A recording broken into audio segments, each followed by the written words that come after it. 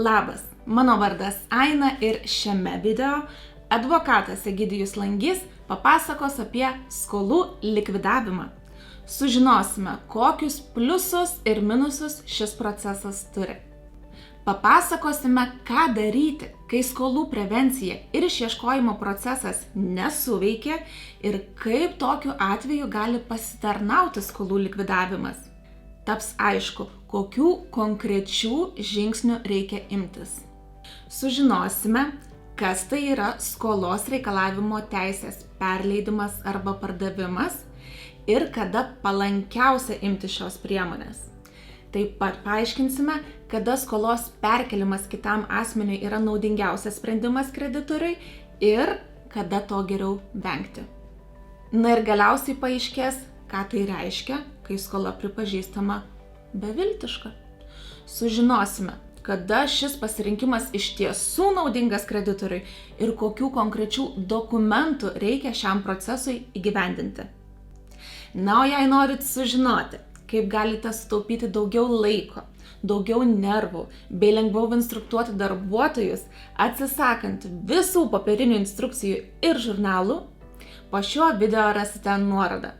Spauskite ir pažiūrėkit, kaip DST darbo saugos e-sistema padeda sklandžiau įgyvendinti darbo saugos ir sveikatos reikalavimus. O dabar spaudžiam prenumeruoti ir nykščio mygtuką esantį apačioje, tai padėsite YouTube algoritmui. Na kągi, perduodu žodį Egidijui. Tai va, dabar skolų likvidavimas. Kas susiję, vadinasi, mes einam iš eilės tokiais blokais. Pirmas dalykas, mes turėjom skolų prevenciją. Jeigu skolų prevencija mums nesuveikia, tai mes tada turime, kitą procesą skolų išieškojimo. Jeigu skolą išsiieškojom, viskas puiku ir nėra jokių problemų, atgavom išlaidas, atgavom visas patirtas su tuo susijusias sąnaudas. Jeigu mums nepavyko išieškoti skolų. Ir taip nutinka, nes išieškojimas ir skolos priteisimas yra du skirtingi dalykai. Teismas skolą priteisia, o po to reikia ją išieškoti, o kas išieško to dalyko dažniausiai ir nebūna.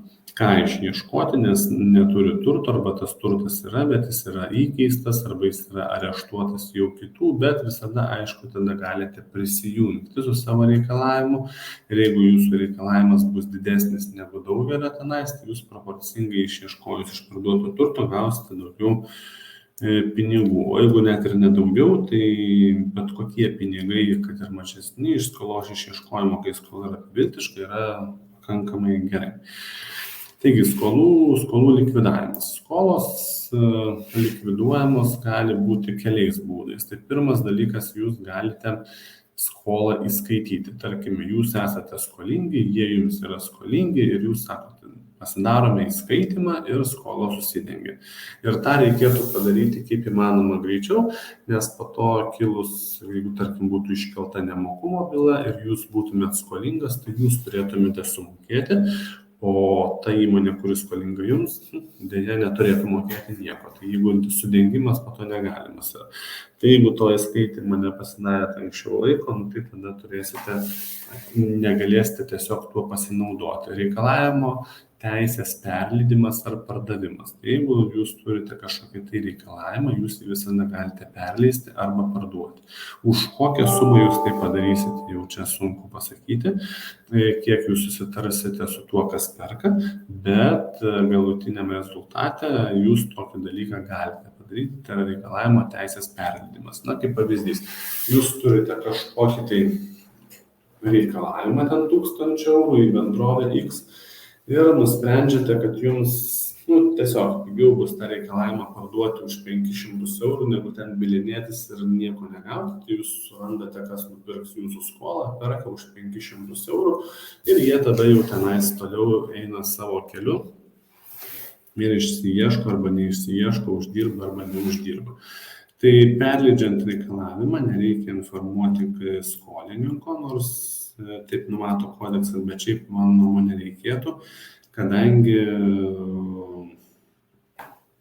kadangi mes tada išvengiame tam tikrų rizikų susijusių su atsiskaitimais. Pavyzdžiui, jeigu skolininkas jums buvo skoloj, bet jūs, sakykime, perlydot reikalavimų ir neinformavot, bet skolininkas jums sumokės pinigus, nes jis nežino, kad jūs perlydot reikalavimą, jūs turėsite tuos pinigus pargrąžinti tam, kas iš jūsų tą reikalavimą nusipirko. Ir čia šitoje vietoje atsiranda rizika ta, kad skolininkas gali sumokėti visą pinigų sumą, bet jums tada reikės grąžinti tą visą pinigų sumą, nes jūs jau savo reikalavimą perlydot už 500 ir daugiau nebepretenduojat, nieko nebegalit gauti.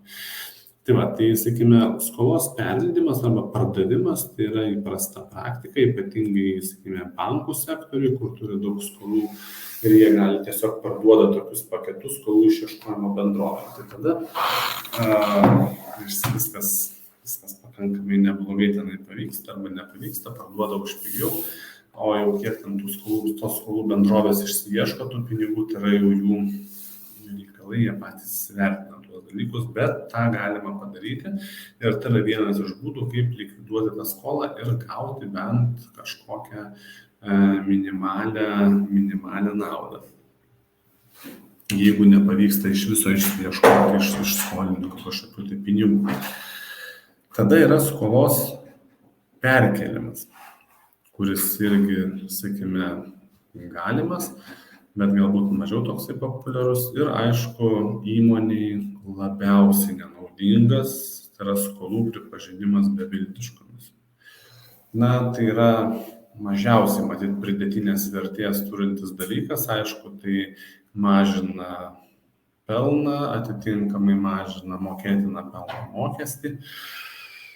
Tai yra skolų pripažinimas beviltiškomis. Ir iš esmės, bet kokią skolą, jeigu įmonė mano, kad yra tikslinga, tai ją galima pripažinti beviltišką, tik tais reikėtų tikrai įsitikinti, ar viskas yra padaryta tam, kad mes tuos dalykus turėtumėm ir galėtumėm tą skolą pripažinti beviltišką. Dabar ką reikėtų padaryti tam, kad skolos būtų pripažintos beviltiškomis, apie tai pakalbėsim irgi, bet dabar kas susijęs su įskaitimu dar truputėlį, tai visus šitus dalykus numato ir reglamentuoja civilinis kodeksas ir būtent, sakykime, kas susijęs su įskaitimu, tai kada įskaitimas yra negalimas arba, sakykime, kokios yra įskaitimo sąlygos, tai yra prievolės šalys turi turėti viena kitai abipusių įsipareigojimų, kurie būtų vienarūšiai, tai jie dažniausiai turbūt piniginiai arba, sakykime, jeigu ne piniginiai, tai kažkokie tai vienas paslaugą turi suteikti ir kitas paslaugą tada turi suteikti. Šalių reikalavimai turi būti priešiniai, kad, sakykime, tai vienarūšiai, piniginiai, pavyzdžiui, tai reikalavimai, abu reikalavimai turi galioti ir abu reikalavimai turi būti vykdomi. Nes jeigu bus reikalavimas, bet jis bus nevykdomas, tokiu atveju įskaitimas nebus irgi galimas.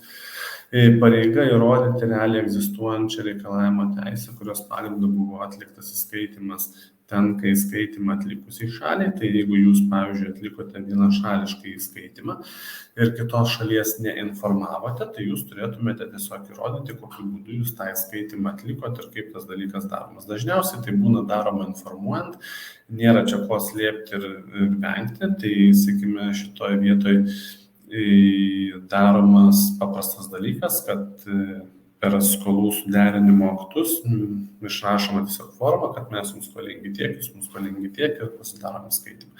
Ir tada visiems yra gerai, skolos užsiskaito, galima daryti per mokestinę prizmę, jeigu, pavyzdžiui, jūs, sakykime, jie turi PVM, pavyzdžiui, permoką, jūs PVM nepriemoka, tai tokiu būdu galite susidengti per skolas, kad, sakykime, jie už jums priklausančią skolą atiduoda jums PVM ir jums nereikia ten mokėti to PVM, bet tada prasideda su mokestiniais patikrinimais, mokesčiais ir taip toliau. Tai, sakykime, šitoje vietoje vėlgi atsiranda ir yra savų niuansų. Kaip ir minėjau, reikalavimo teisės perleidimas, tai, sakykime, nesant nereikalingas sutikimas, galima perleisti ir būsimą kažkokį reikalavimą, tarkime, ten nežinau, kažkoks tai būsimas piniginis reikalavimas ar ten dar kažkas, tai jūs jį galite lygiai taip pat perleisti. Draudžiama perleisti tokį reikalavimą, kurio neįmanomas arba, sakykime, negalimas išieškojimas. Tai, sakykime, pavyzdžiui, yra reikalavimas į bankrutuojančią arba jau bankrutavusią įmonę. Na, tai tiesiog toks reikalavimas nelabai galėtų būti perleidžiamas. Jeigu apie reikalavimą perleidimą skolininkui nepranešama, tai laikoma, kad prievolės įvykdymas pradiniam kreditoriui yra tinkamas. Tai dėl to visą laiką sakau, kad geriau pranešti yra, nes, tai jūs jau pasirenkat šitą dalyką ir tikrai galite pranešti. Ir tokiu atveju jūs išvengsite visokios rizikos, galų gale papildomų administravimo kaštų, nes jeigu jūs nepranešėt, o tarkim skolininkas pradėjo mokėti dalimis, sumokėjo, pinigai įkrito, jūs vadinasi turite tuos pinigus pervesti naujajam kreditoriui, vėl pinigai krito, vėl turite pervesti tuos pinigus naujajam kreditoriui ir prasideda toks žaidimas, kad jūs, kaip sakant, turite sekti ir negalite gražinti ar ten kitaip, išskyrus atvejus, jeigu jūs skolininką informavote tinkamai, kad jūs perleidžiat reikalavimą ir atiduodate jį kažkam kitam, kam jisai turi irgi mokėti.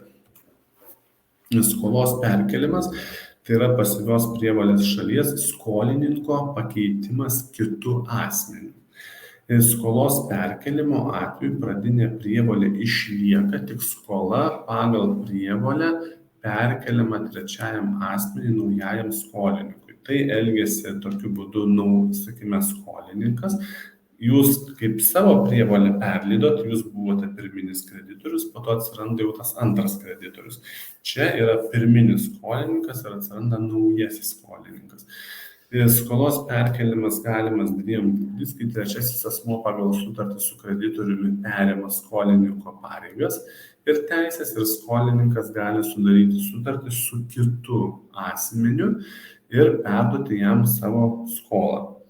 Tačiau šitoj vietoj perkelti skolą kitam asmeniui galima tik tai tuo atveju, kai kreditorius sutinka, nes kreditorius visų pirma turi duoti sutikimą tam, kad jis turėtų įsivertinti, kas bus naujasis skolininkas, nes jeigu dabar, pavyzdžiui, skolininkas sumąsto perduoti reikalavimą savo kitam skolininkui, tai tada ir tas skolininkas nieko neturi arba dar yra prastesnėje padėtyje, tai tada koks tikslas tą daryti ir kreditorius tikrai su tuo nesutiks, nes jisai ne tik neatgaus, bet dar papildomai įsigys dar daugiau skolų.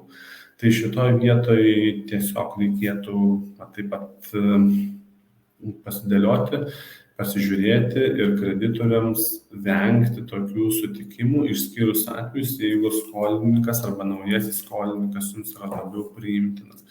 Ir jeigu jis tikrai turi pinigų ir, sakykime, gali jums padėti įvykdyti, užtikrinti tą prievolę, tai šitą vietoj reikėtų tą momentą įsivertinti. Skolininko asmuo kreditoriui turi esminę reikšmę, nes tas asmuo, kuris skolingas, tai jisai tiesiogiai skolingas, o jeigu atsiranda naujas skolininkas, tai mes turime tiesiog turėti galimybę pasitikrinti, kas tai yra ir kaip yra. Ir dabar skolų pripažinimas beviltiškomis. Čia, kaip ir sakau, labiau buhalteriai šitą dalyką žino, bet šitoj temoje mes, manau, lygiai taip pat galime apie tai šnekėti. Tai ir su buhalterija galima šnekėti ir galbūt netgi pasiūlyti tam tikras skolų sumas, kurios yra itin mažos, galbūt, sakykime, mažiau skausmingos, jas tiesiog paimti ir nusirašyti, nelaukiant, kol ten kažkas sumokės, nes tikrai nesumokės, jeigu nesumokėjo per metus, tu tikrai nesumokės. Ir dabar, kur numatyta ta visa tvarka susijusi su skolų pripažinimu beviltiškomis, ir tai yra vyriausybės, konkrečiai finansų ministro 2002 metų vasario 11 dienos įsakymas numeris 40 dėl skolų beviltiškumo bei pastangų susigrąžinti šias skolas įrodymo ir beviltiškų skolų sumų apskaičiavimo taisyklių patvirtinimo. Jo, tokį ilgą pavadinimą turi ir nuo 2002 metų keitėsi ir paskutinė, ten, sakykime, redakcija 2015 metų, kur ten šiek tiek tokie buvo atlikti pakeitimai susijęs su juridinių asmenų nemokumo įstatymu ir, man atrodo, fizinių asmenų bankroto įstatymu, kad tiesiog būtų suvienodintos sąvokos. Tai va, tai šitoje vietoje kas yra laikoma beviltiška skola? Skolininkas, mokesčių mokėtojas negali sugrąžinti skolų praėjus ne mažiau kaip 1 metams nuo skolų sumos įtraukimo į mokesčių mokėtojo pajamas arba nuo jų skolų atsiradimo užfiksavimo mokesčių mokėtojo apskaitos dokumentuose. Tai čia, kas yra, reiškia, laikoma beviltiška, tai jeigu taip apibendrinus, tai yra, kad ne mažiau kaip 1 metai ir ne mažiau, ir būtent MMA to mokesčių mokėtojo apskaitos dokumentuose ta skola yra. Dabar, sakykime, kada tai galima, sakykime, kada laikoma, kad skolos yra beviltiškos, jeigu skolininkas yra miręs arba paskelbtas mirusiu. Nekalbu apie tuos, kurie, sakykime, galėtų arba būtų teisių perėmėjai. Tai tarkim, jeigu mirė fizinis asmuo, visą laiką atsiranda palikėjai, paveldėtojai, kurie perima turtą ir kartu perima skolas. Tai ne visada, aišku, tokie protingi būna, bet pasitaiko ir dažnai jau tokiu atveju, kada yra apskritai paveldima pagal apyrašą ir taip toliau, tai yra išvengiama savo rizikos savo turtų. Tai skolininkas yra miręs arba paskelbtas mirusiu, skolininkas yra likviduotas arba skolininkas yra bankrutavęs. Tai va, tai, sakykime, šitoje vietoje yra galima skolų pripažinimas beviltiškomis. Toliau skolų pripažinimas beviltiškomis, tam, kad būtų pripažinta ir tos sumos, sakykime, būtų mažiau apmokestinamos arba mažintų apmokestinimą į pelną, mokesčių mokėtojas turi turėti skolų beviltiškumą patvirtinančius dokumentus ir pastangą susigrąžinti skolas patvirtinančius dokumentus. Tai vadinasi, ką mes turime turėti prieš skolų nurašymą, tai pastangas apie tai, kad mes siekiam susigrąžinti skolas, tarsi galbūt siuntėm pretenziją, galbūt kreipėmės į teismą, galbūt kreipėmės į antstolį, jeigu su vekseliu, galbūt nepavyko, daug visokių kitų dokumentų, tai tada, sakykime, mokesčių inspekcija patikės arba nepatikės, bet, sakykime, realiai tikrai nesudarys kliučių tą skolą pripažinti beviltišką. Ir skolų beviltiškumą patvirtinantis dokumentai. Tai yra, kokie dokumentai patvirtina skolininko beviltiškumą. Tai yra, kaip pavyzdys, pavyzdžiui, dabar buvo moteris kreipėsi į antstolę dėl išlaikymo vaikui. Ir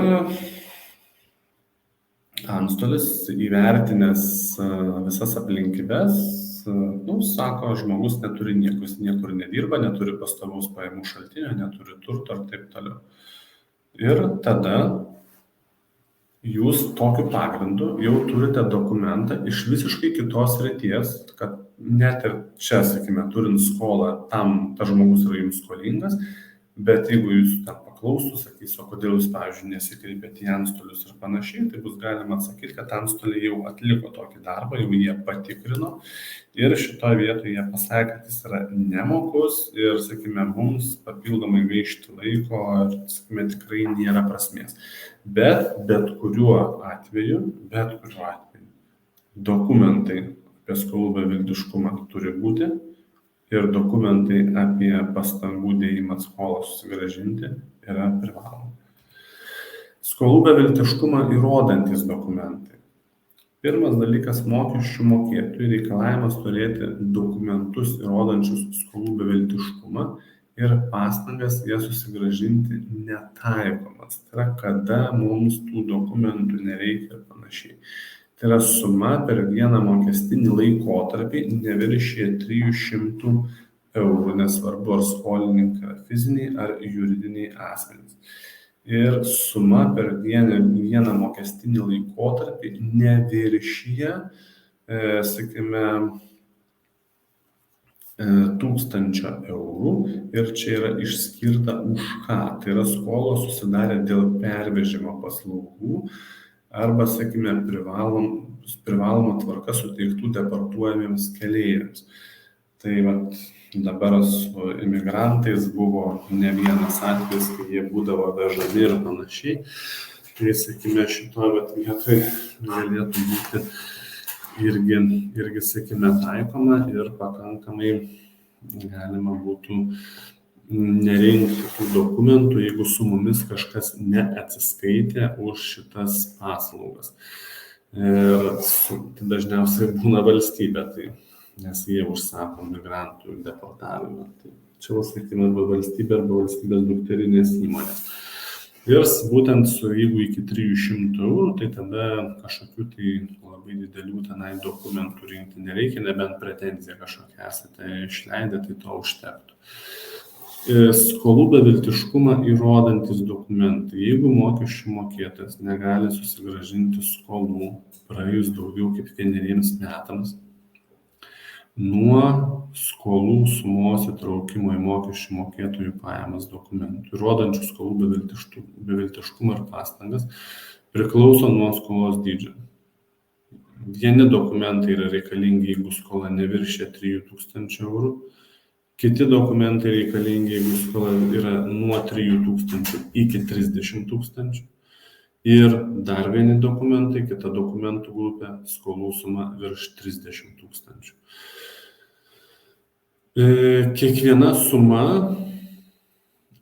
čia reikia tiesiog suprasti, kad tai yra kraštutinės priemonės. Skolą pripažinti beviltišką, nes, įsivaizduokit, įmoniai nurašyti skolą, kur yra 100 000. Tai yra beproto gaila, sakykime, sudėtinga ir ar tikrai verta. O šitą reikia labai pasivertinti. Aišku, jeigu mes 100% įsitikinę, kad mums nepavyks atgauti tos skolos, tai natūralu geriau tada tuo 100 000 susimažinti savo, sakykime, pelną ir nuo to mokėti mažiau mokesčių. Žymiai, aišku, patogiau, bet jeigu mes turime bent kažkokią galimybę dar kažką tai ieškoti, tai geriau palaukti. Taigi, yra skolos, kur neviršia 3000, skolos, kur nuo 3000 iki 30 ir virš 30. Dokumentai, kai skolos suma neviršia 3000 eurų. Dokumentai rodantis, jog mokesčių mokėtojas stengiasi skolą susigrąžinti. Tai yra vienas iš, sakykime, galėtų būti susirašinėjimas bet kokia forma. Elektroniniai laiškai, pretenzijos, registruoti laiškai, siųsti pretenzijom, reikalavimai, žinutės, susirašinėjimai visoms socialiniuose tinkluose, Viber'e, Facebook'e, dar kažkur tai, kur tai tikrai išeina. Svarbu įrodyti faktą, kad jūs bandėte tą dalyką padaryti. Kad jūs bandėte išsiieškoti skolą. Skolos išieškojimo negalimumą patvirtinantis dokumentai, tai, pavyzdžiui, antstolių dokumentai, rodantis negalimumą išieškoti skolas, informaciją susijusių su skolininko finansinės būklės vertinimu ar kiti dokumentai. Tai, sakykime, jeigu tokius dokumentus turite, pavyzdžiui, kaip ir mano minėtas atvejis, kai žmogus kreipėsi į antstolį dėl vieno reikalavimo, bet, sakykime, gali tuo pagrindu nusirašyti ir, sakykime, kitas skolas, kurios nesiekia 3000 eurų. Dokumentai, kai skolos suma yra nuo 3000 iki 30 000 eurų. Čia jau yra šiek tiek rimčiau, kad irgi nebūtų piktnaudžiavimo, kad įmonės tiesiog kiaurai nesimėtytų ten tų skolų išieškojimo ir skolų pripažinimų beviltiškomis. Taigi mokesčių mokėtojas turi įrodyti, jog skolininkas neturi jokio privalomo registruoto turto. Tai yra pakankamai paprasta padaryti, tiesiog galime nekilnojamo turto registrą užklausti ir, sakykime, matyti, kad, pavyzdžiui, registrų centre skolininko vardu nėra jokio turto užregistruoto, registra taip pat nurodo, kad skolininkas neturi jokio transporto, kuris priklausytų jam nuosavybės teise, tai dėl to nėra galimybės išieškoti ar panašiai, bet faktas tas, kad asmuo neturi turto. Iš skolininko nepavyko išieškoti pakankamai turto kitų kreditorių reikalavimams patenkinti bylose su tais kreditoriais.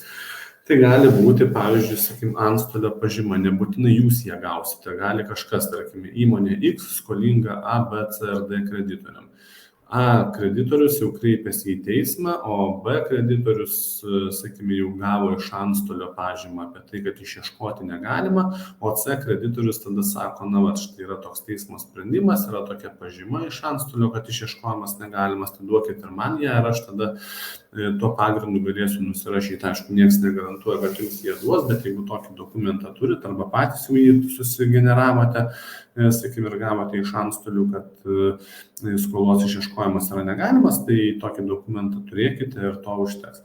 Įmonė yra nemoki. Tai jeigu, sakykime, nemokumą rodantis dokumentai, skolingos įmonės balansas, viešai pateiktas skelbimas arba kitaip pateiktas pranešimas kreditoriui, kad negali arba neketina vykdyti įsipareigojimų, arba teismo nutartis dėl bankroto bylos iškėlimo, tai vėlgi jūs jau turite šitą dokumentą ir paprastai galite jį prisidėti prie finansinės atskaitomybės dokumentų ir tokiu būdu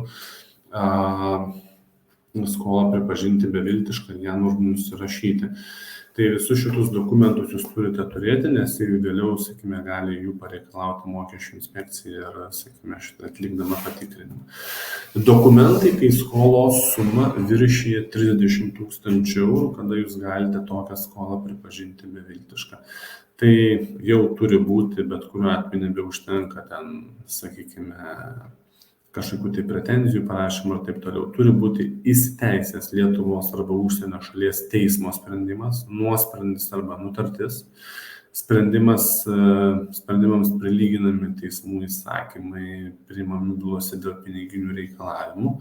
Tai reiškia, kad mes jau turime imtis aktyvių veiksmų ir, sakykime, kreiptis į teismą, sulaukti sprendimo ir, sakykime, tas sprendimas turi įsiteisėti ir mes tik tai to sprendimo pagrindu, jeigu nepavyksta išieškoti antstolio surašytas aktas ir vykdomieji dokumentai, pagal kuriuos išieškojimas nebuvo įvykdytas. Tai vadinasi, kad mes turime teismo turėti sprendimą ir parodyti, kad mes prisiteisėm skolą. Antras dalykas, kad mes kreipiamės į antstolį ir antstolis neišieškojo skolos. Ir dokumentą patvirtinantį faktą, kad skolininkas neturi privalomą registruoto ar kito, sakykime, neturto ir kad iš skolininko nepavyko išieškoti pakankamai turto reikalavimams patenkinti. Tai va šitoje vietoje vėlgi reikalingas dar vienas, sakykime, dokumentas patvirtinantis, kad nėra turto. Tai dažniausiai, aišku, antstolis tą parašo, kad, sakykime, išieškojimas yra negalimas, nes skolininkas neturi jokio turto, bet kad būtų ramiau, turėkite patys išsitraukę iš registrų centro ir iš regitros apie tai, kad neturi registruotino turto. Registrų centre bus nekilnojamas registrų automobiliai, nes priešingų atveju gali neužtekti antstolio pažymos, nors šiaip teoriškai turėtų užtekti, kad jums jau skolą prisiteisėt, jūs bandėte išsiieškoti, bet neišsiieškojate, bet būna, kad tiesiog pasitikrina ir papildomai pareikalauja tų dokumentų ar, sakykime, papildomų įrodymų. Dėkui Egidijui ir sveikinu visus, kurie pažiūrėjote šį video iki pat pabaigos. Atsidėkodami galite paspausti patinka mygtuką video apačioje. Na ir kaip minėjau, šio video aprašyme jūsų laukia nuoroda. Spauskite ir pažiūrėkite, kaip visiškai absoliučiai nesunku ir lengva DASAToje registruoti ir sekti jūsų darbuotojų saugą ir sveikatą įmonėje. Na, o jei norite matyti daugiau tokių video, spauskite prenumeruoti mygtuką ir apsilankykite mūsų YouTube kanale, kur jums jau dabar priruošta keliasdešimt panašių video edukacijų. Dėkui ir iki pasimatymo.